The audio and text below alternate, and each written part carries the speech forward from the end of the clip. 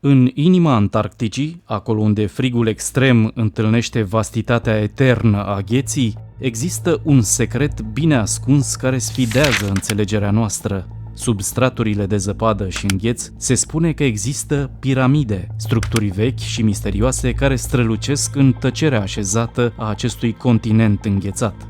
Da, ați auzit bine, piramide în Antarctica. O descoperire uluitoare care se află în afara oricărei imaginații și care, din nefericire, rămâne un mister pentru majoritatea lumii. Deși se consideră că piramidele sunt rezervate peisajelor calde și aride ale Egiptului antic, gândul la piramide în Antarctica te face să te întrebi cum și de ce. Ce se află sub aceste structuri ascunse în frigul nemilos?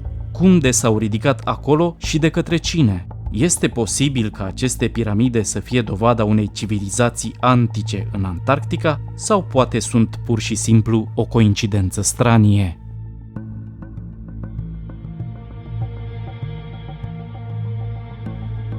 Într-un colț îndepărtat al Antarcticii se află o minune geologică ascunsă, o piramidă misterioasă.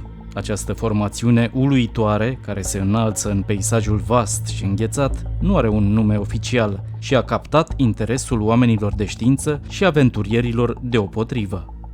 De-a lungul istoriei, Antarctica a atras curiozitatea exploratorilor și cercetătorilor din întreaga lume, cu toate că accesul la această regiune îndepărtată și extrem de ostilă a fost o provocare imensă. Căutarea de noi teritorii și cunoașterea geologică au fost unele dintre principalele motive care au stat la baza expedițiilor antarctice, iar aceste explorări au adus la lumină numeroase descoperiri valoroase. Descoperirea acestei piramide fascinante datează dintr-un zbor efectuat pe 23 noiembrie 1935 de către aviatorul american Lincoln Ellsworth, în timp ce explora regiunile înghețate ale Antarcticii. Într-un articol de cercetare publicat de Serviciul Geologic al Statelor Unite în 2007, se menționează că această formațiune neobișnuită face parte din lanțul muntos Ellsworth, numit după exploratorul îndrăzneț care a descoperit această regiune îndepărtată. Însă, deși este cunoscută sub numele de Piramida din Antarctica, această formațiune misterioasă nu dezvăluie imediat adevărata sa natură. Ascunsă în spatele unui val de secrete și întrebări fără răspuns, piramida din Antarctica a iscat speculații și teorii fascinante. Ce a dus la apariția acestei forme geometrice perfecte în mijlocul peisajului polar? Ce forțe naturale sau evenimente geologice au contribuit la crearea ei? Răspunsurile par să se ascundă în trecutul ancestral al acestui teritoriu înghețat. Într-o regiune cunoscută sub numele de Heritage Range, situată în sudul munților Ellsworth, această piramidă misterioasă se înalță în toată splendoarea sa. Cu doar 1265 de metri înălțime, acesta nu poate concura cu cei mai înalți munți din lume, dar cu toate acestea, frumusețea sa unică și forma piramidală îl diferențiază de restul.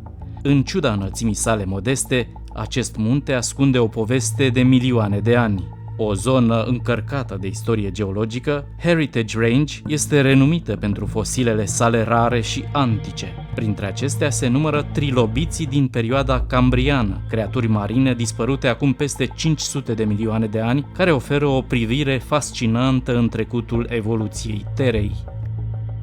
Dar cum a dobândit această formă perfectă de piramidă? Conform cercetătorilor, procesul misterios al eroziunii prin îngheț-dezgheț ar putea fi răspunsul. Pe parcursul zilei, zăpada sau apa se acumulează în crăpăturile muntelui. În timpul nopții, când temperatura scade dramatic, zăpada se transformă în gheață, provocând o dilatare și o presiune sporită în interiorul rocilor. Această expansiune repetată a gheții duce la creșterea și lărgirea crăpăturilor până când secțiuni întregi de rocă pot ceda și se pot desprinde. Nu doar piramida din Antarctica a fost modelată prin acest fenomen natural intrigant.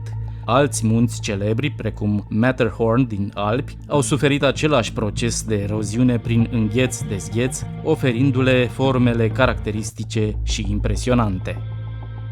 Deși piramida din Antarctica nu are o tradiție străveche a miturilor și legendelor precum piramidele din Egipt sau din alte părți ale lumii, existența ei misterioasă și învăluită în secrete a dat naștere unor speculații și povești interesante în rândul comunităților locale și al oamenilor pasionați de mistere. În regiunile înconjurătoare Antarcticii, cum ar fi America de Sud și Oceania, există grupuri indigene și culturi care au tradiții și legende locale în legătură cu regiunea polară.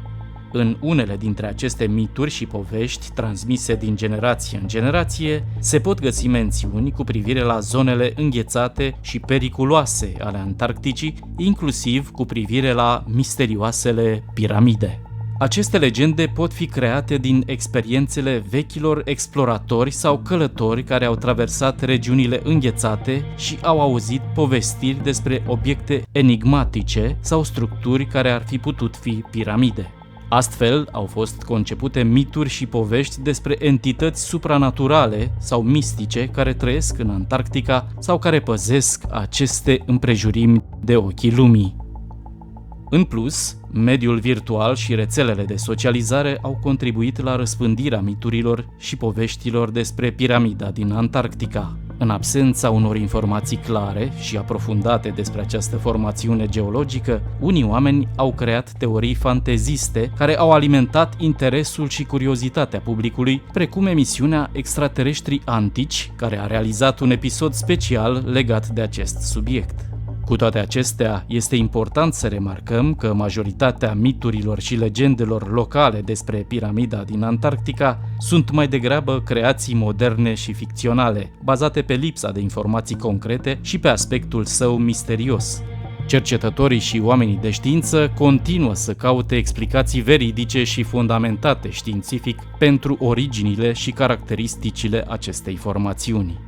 Legendele și miturile despre piramida din Antarctica, fie că sunt vechi sau moderne, au contribuit la crearea unei atmosfere de fascinație în jurul acestei formațiuni geologice. Aceste povești au fost o parte a fenomenului de popularizare a piramidei și au influențat percepția oamenilor despre acest mister al Antarcticii. Cu toate acestea, explorările și cercetările continue sunt esențiale pentru a separa ficțiunea de realitate și a oferi o înțelegere cât mai clară a originii și semnificației acestei formațiuni intrigante.